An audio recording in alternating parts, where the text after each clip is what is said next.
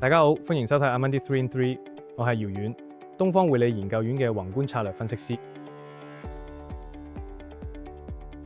今日想同大家討論3個話題。第一 ，AI 隨時出現嘅變化，究竟市場喺度交易緊啲咩？第二，聯儲局政策預期高度分化，貨幣政策何去何從？第三，港股近期逆市走強，上半年表現最差嘅市場，能唔能夠喺下半年成功逆市翻盤？隨住上半年最熱門嘅板塊存儲同半導體進入深度調整，市場開始討論近期嘅波動係技術性回調，定係 AI 泡沫爆破嘅先兆？我哋認為係前者。如果係泡沫爆破，佢所有 AI 相關資產都應該面臨巨大拋售壓力，而目前市場呈現咗更多係分化，即係前期領跑嘅資產承受壓力，但係之前表現強差人意嘅板塊反而展現韌性，甚至逆市走強。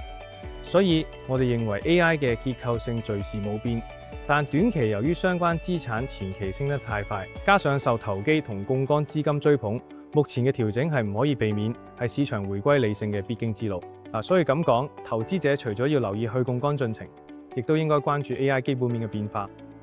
例如大型雲端廠商現金流枯竭，會唔會對未來嘅資本開支產生影響？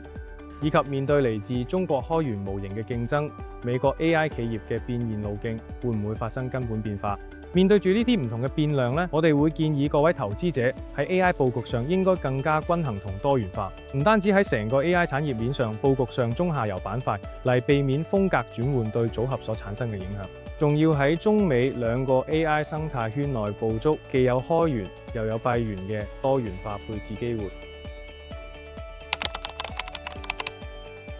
喺市場對聯儲局政策預期近期出現高度波動，喺6月 FOMC 預期轉鷹之後，疲弱嘅 CPI 令加息觀點有所淡化，但係近期油價強勁反彈，又令緊縮預期明顯回升。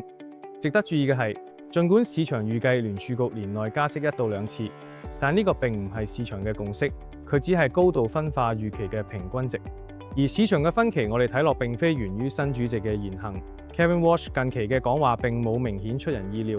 而對於政策守口如瓶，亦都符合咗唔認同預期指引嘅理念。我哋認為目前嘅分歧反映咗係美國經濟本身面臨嘅高度不確定性。喺供給需求、AI 同地緣政治多重衝擊之下，聯儲局嘅雙目標未來何去何從？唔單止市場唔確定，就連聯儲局內部都有好大分歧。因此，我哋認為聯儲局最合適嘅做法仲係保持定力，認真審視未來核心通脹同就業數據嘅變化。喺加息同減息論據都唔充分嘅情況下，維持按兵不動係基於現有信息最合適嘅選擇。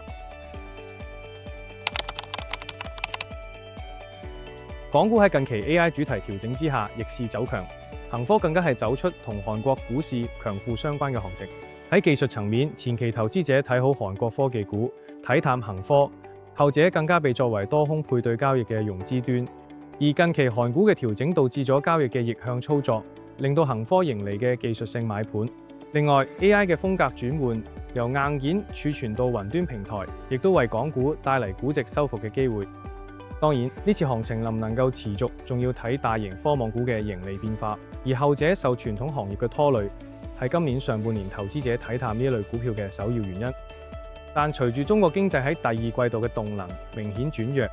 投資者對於政策發力嘅預期亦都開始明顯升溫。